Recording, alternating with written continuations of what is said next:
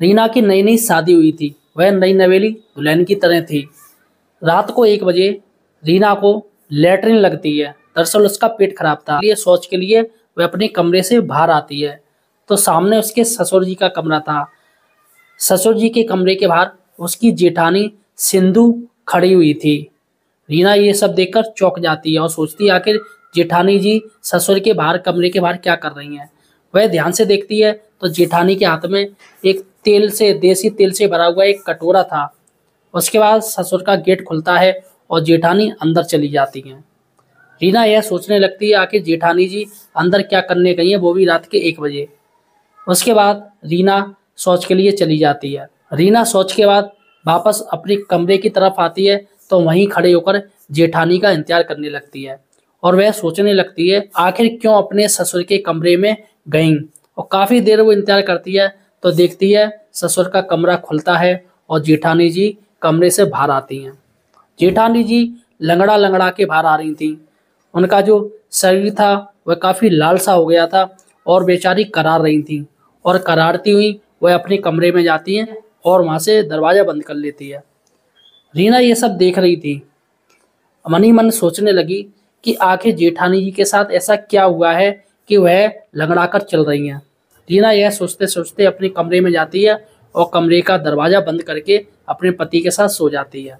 रीना मन ही मन सोचती रहती है कि मैं इसका पर्दाफाश करूंगी, आखिर क्या मामला है। ऐसे ही 2 से 4 दिन निकल जाते हैं। एक बार रीना ने तय किया कि वह खुद जाएगी और देखेगी आखिर मामला क्या है। इसके लिए रात में रीना 1 बजे अपने कमरे से निकलती है और हाथ में तेल का कटोरा ले लेती है जिसमें देसी तेल था। थोड़ी देर बाद ससुर के कमरे का दरवाजा खुलता है और रीना उसके अंदर चली जाती है और कमरा बंद हो जाता है। रीना जैसे ही पीछे मुड़ती है तो सामने का नज़ारा देखकर रीना चौंक जाती है और उसके पैरों के नीचे से जमीन खिसक जाती है। नमस्कार दोस्तों, क्लियर क्राइम में आपका स्वागत है। दोस्तों, आज हम फिर से एक नई सच्ची घटना लेकर आए हैं। आखिर रीना ने ऐसा क्या देख लिया था जिससे वह चौंक जाती है। पूरी कहानी मैं आपको इस वीडियो में दिखाऊंगा। लेकिन दोस्तों, आपसे हाथ जोड़ के रिक्वेस्ट कर रहा हूँ कि मैं चाहता हूँ कि मेरे 1000 सब्सक्राइबर पूरे हो जाएं। अतः अगर आप वीडियो देख रहे हो तो यार चैनल को सब्सक्राइब कर लीजिए, जिससे मेरे 1000 सब्सक्राइबर पूरे हो जाएंगे दोस्तों। और इसके साथ ही आपकी जो भी कोई मनोकामना है वह भगवान आपकी पूरी जरूर करेगा। चलिएगा दोस्तों, वीडियो शुरू करते हैं। यह सच्ची घटना उत्तर प्रदेश के जौनपुर शहर की है। जौनपुर शहर के एक गांव में एक परिवार रहता था। परिवार में सुभाष नाम का व्यक्ति होता है, जिसकी उम्र 50 साल के करीब थी। सुभाष खेती किसानी किया करता था और उसी से अपने परिवार का पालन पोषण किया करता था। सुभाष की पत्नी का 2 साल पहले ही एक बीमारी के चलते देहांत हो जाता है। सुभाष के 2 बेटे होते हैं। बड़े बेटे का नाम सुरेंद्र होता है और छोटे बेटे का नाम प्रमोद होता है। बड़ा बेटा सुरेंद्र सऊदी अरब में रहकर एक कंपनी में जॉब करता था और अपने घर बहुत कम आया करता था। अच्छा, छोटा बेटा जो प्रमोद होता है वह जवान हो चुका था। अब उसके पिता सुभाष को उसकी शादी की चिंता सताने लगी थी। इसलिए उन्होंने अपने कई जानकार लोगों से कहा था कि वह अपने बेटे प्रमोद की शादी करना चाहते हैं। कोई अच्छा रिश्ता बताओ। 1 महीने के बाद एक व्यक्ति एक रिश्ता लेकर आता है। उस लड़की का नाम रीना होता है। रीना की उम्र भी ज्यादा नहीं थी। वह देखने में बहुत खूबसूरत थी। अब सुभाष रीना को देखने के लिए उसके घर पर पहुंच जाता है और जब रीना को देखता है तो एक ही नजर में पसंद कर लेते हैं। फिर प्रमोद और रीना का रिश्ता पक्का हो जाता है और 6 महीने के बाद इन दोनों की शादी होती है। 6 महीने के बाद प्रमोद दूल्हा बनता है और बारात लेकर रीना के घर पर पहुंच जाता है और रीना को अपनी दुल्हन बनाकर घर लेकर आ जाता है। दोस्तों, फिर रीना को उसके कमरे में बैठा दिया जाता है और रात के 11 बजे प्रमोद अपनी पत्नी रीना के कमरे में आता है और उसके पास आकर बैठ जाता है और उसका जब घूंघट उठाता है, उसे देखता है तो खुश हो जाता है।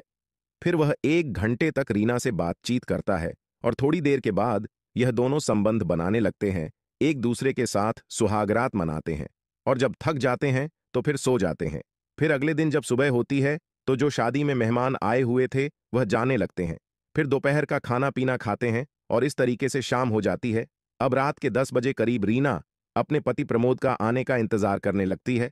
रात के 10 बजे के करीब प्रमोद भी अपनी पत्नी रीना के कमरे में जाता है और उससे बातचीत करने लगता है और फिर उसके साथ संबंध बनाने लगता है।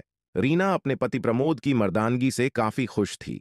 अब इस तरीके से दोस्तों 10 दिन का समय गुजर जाता है। 10 दिन के बाद एक दिन रात का समय होता है। रात को 1 बजे के करीब रीना शौच करने के लिए उठती है। जैसे ही वह अपने कमरे से बाहर निकलती है तो देखती है कि उसके ससुर के कमरे के सामने उसकी जेठानी खड़ी हुई होती है। उसके हाथ में एक कटोरी होती है और उसमें देसी तेल होता है। सिंधु अपने ससुर के कमरे में चली जाती है और अंदर से दरवाजा बंद कर लेती है। अब रीना जब यह सब देखती है तो दंग रह जाती है और यह सोचने लगती है कि मेरी जेठानी जो है वह मेरे ससुर के कमरे में क्या करने के लिए गई है। अगर गई है तो उसके हाथ में जो कटोरी थी उसमें देसी तेल था, वह देसी तेल लेकर क्यों गई है? आखिर इसका राज क्या है? अब वह इस राज का पता लगाने के लिए लग जाती है। अब इस तरीके से दोस्तों 1 घंटे का समय गुजर जाता है। 1 घंटे के बाद सिंधु अपने ससुर के कमरे से बाहर निकलती है। वो लड़खड़ा कर चल रही थी, उससे अच्छा से चला भी नहीं जा रहा था। जब रीना यह सब देखती है तो हैरान रह जाती है और यह सोचने लगती है कि अब तो इस राज का वो पता लगाकर ही रहेगी। फिर रीना शौच के लिए बाथरूम में चली जाती है और थोड़ी देर के बाद अपने कमरे में अपने पति के पास आकर सो जाती है। दोस्तों, रीना की एक दोस्त जिसका नाम काजल होता है, वह रीना से मिलने के लिए उसके घर पर आती है। रीना जब अपनी दोस्त काजल को देखती है तो खुश हो जाती है और उसे नाश्ता पानी करवाने लगती है। ये दोनों एक जगह बैठकर नाश्ता पानी करते हैं। फिर ये दोनों बातें करने लगते हैं। अच्छा, रीना काजल से कहती है कि काजल, मैं अपने घर में कुछ दिनों से एक अजीब वाकया देख रही हूं। यह जो मेरी जेठानी है जिसका नाम सिंधु है, ये मेरे ससुर के कमरे में रोज रात को जाती है और देसी तेल लेकर जाती है और 1 घंटे के बाद जब बाहर निकलती है तो लंगड़ा कर चलती है। उसके पैर लड़खड़ाते हैं, वह ढंग से चल भी नहीं पाती है। जब काजल उसकी यह बात सुनती है तो हंसने लगती है और रीना को समझाती है कि देख, तू तो जानती है कि तेरी सास नहीं है। 2 साल पहले उसका एक बीमारी के चलते देहांत हो चुका था, तो ऐसे में तेरे जो ससुर हैं वह अकेले हो गए हैं और तेरे जो जेठ है वह सऊदी अरब में रहकर एक कंपनी में जॉब करते हैं और 1 साल 2 साल में आते हैं। अब ऐसे में तू अंदाजा लगा ले कि तेरी जो जेठानी है वह अपने ससुर के कमरे में क्या करने के लिए जाती है, और जब जाती है तो लंगड़ा कर ही क्यों चलती है, उसके पैर लड़खड़ाते क्यों हैं और वह भी देसी तेल लेकर क्यों जाती है। अब इस बात का अंदाजा तू खुद भी लगा सकती है कि इन दोनों के बीच में क्या चल रहा है। फिर थोड़ी थोड़ी बात रीना समझने लगती है, उसको थोड़ी थोड़ी बात समझ में आने लगती है। दोस्तों, एक दिन रात के 1 बजे के करीब सिंधु अपने ससुर के कमरे में चली जाती है। उसके हाथ में तेल की कटोरी होती है। रीना दूर खड़ी हुई यह सब देख रही थी। सिंधु अपने ससुर के कमरे में जाती है और 1 घंटे के बाद बाहर निकलती है। अच्छा, रीना यह सब देख रही थी, वह देखती है कि उसका जो पेट है वह थोड़ा बढ़ा हुआ है। फिर वह यही सोच विचार में अपने कमरे में आकर सो जाती है। फिर अगले दिन दोपहर का समय होता है। यह सब लोग एक जगह बैठकर खाना पीना खा रहे थे। अब रीना से बर्दाश्त नहीं हो पा रहा था। वह अपनी जेठानी से पूछती है कि जेठानी जी, आप पेट से हो क्या? फिर उसकी जेठानी रीना से कहती है कि हाँ देवरानी जी, मैं पेट से हूं और मुझे 7वां महीना चल रहा है। जब रीना उसकी यह बात सुनती है तो उसके होश उड़ जाते हैं और यह सोचने लगती है कि मेरी जो जेठ है वह तो कई सालों से विदेश में है और घर पर तो बहुत कम आते हैं।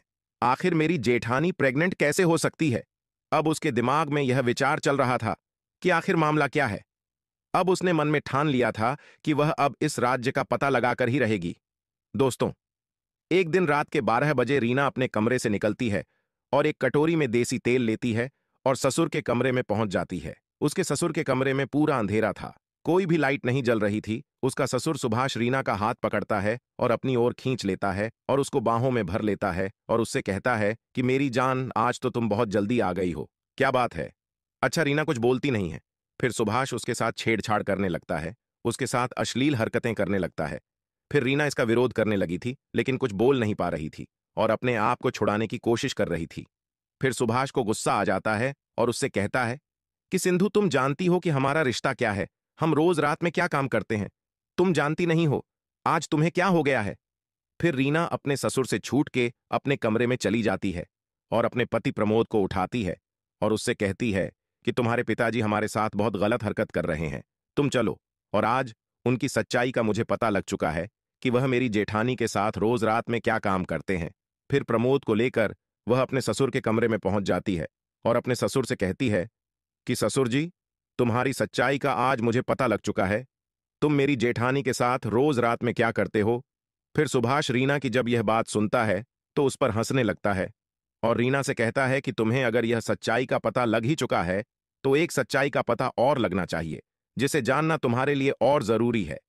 फिर सुभाष रीना से कहता है कि यह कहानी 4 साल पुरानी है। 4 साल पहले सिंधु हमारे घर में नौकरानी बनकर आई थी और हमारे घर में नौकरानी का काम किया करती थी। मेरी पत्नी को कैंसर था। मैंने उसको ठीक कराने के लिए कई बड़े अस्पताल के चक्कर काटे, लेकिन उसको बचा नहीं पाया और कैंसर की वजह से उसका देहांत हो चुका। अब मैं अपने घर में अकेला हो चुका था। मुझे मेरा घर काट खाने को दौड़ता था। मुझे भी अकेलापन महसूस होता था। इस तरीके से धीरे धीरे मेरा मन जो है सिंधु के ऊपर चला जाता है और उससे मैं प्रेम करने लगता हूँ, मोहब्बत करने लगता हूँ। धीरे धीरे सिंधु भी मैं मेरे ऊपर आकर्षित होने लगी थी और थोड़ी दिनों के बाद हम दोनों में बात खुल जाती है। और एक दिन ऐसा आता है कि रात के समय में हम दोनों में अवैध संबंध स्थापित हो जाते हैं। अब मैंने सोचा कि इसके बारे में समाज को पता लगेगा तो लोग तरह तरह की बातें करेंगे। इसीलिए मैं चोरी छुपे सिंधु से शादी कर लेता हूं और उसे अपनी पत्नी बना लेता हूं। मेरा बड़ा बेटा विदेश में रहकर पैसा कमाया करता था और बहुत कम घर पर आता था। इसीलिए मैंने अपने बड़े बेटे की शादी इससे कर दी और रात के समय में सिंधु मेरे कमरे में आती थी और उसके साथ मैं भी संबंध बनाता था। लेकिन समाज को यह पता ही नहीं है कि यह मेरी पत्नी है। रीना जब उसकी यह बात सुनती है तो दंग रह जाती है और अपने ससुर सुभाष से कहती है कि तुम अगर समाज के सामने इसको अपनी पत्नी बना लो तो सबसे अच्छा रहेगा। अब सुभाष को इसके बारे में समझ आ जाती है। वह समाज के सामने सिंधु से शादी कर लेता है और उसे अपनी दुल्हन बना लेता है। अब दोस्तों इस तरीके से पूरा परिवार घर में खुशी से रहने लगता। तो देखा दोस्तों किस तरीके से रीना ने अपने ससुर को समझाया और उससे कहा कि आखिर समाज से आप क्यों डरते हो, ये जो आप समाज के बिना कर रहे हो ये जो काम ये गलत है। इससे बढ़िया आप समाज में जाइएगा और शादी कर लीजिएगा, जिससे समाज को पता चल सके कि आप लोग शादीशुदा हैं। रीना की ये दोस्तों बात उसके ससुर सुभाष को काफ़ी अच्छी लगी और दोनों शादी करके जीवन खुशी जी रहे हैं। दोस्तों आपका क्या कहना है, क्या रीना एक समझदार बहू थी या फिर दोस्तों आपको लगता है कि रीना के जो ससुर हैं उनको अपनी बहू से शादी नहीं करनी चाहिए थी? मुझे कमेंट सेक्शन जरूर बताइए और चैनल को सब्सक्राइब कीजिए।